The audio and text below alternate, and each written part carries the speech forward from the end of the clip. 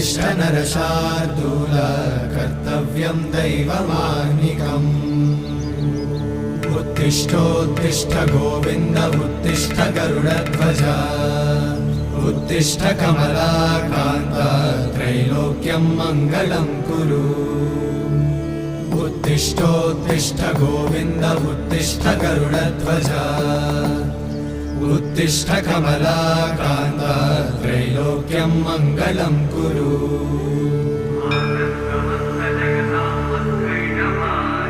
मातः समस्त जगतां मधुकैटभारे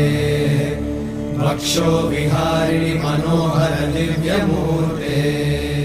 श्रीस्वामि निश्रित जनप्रिय दानशीले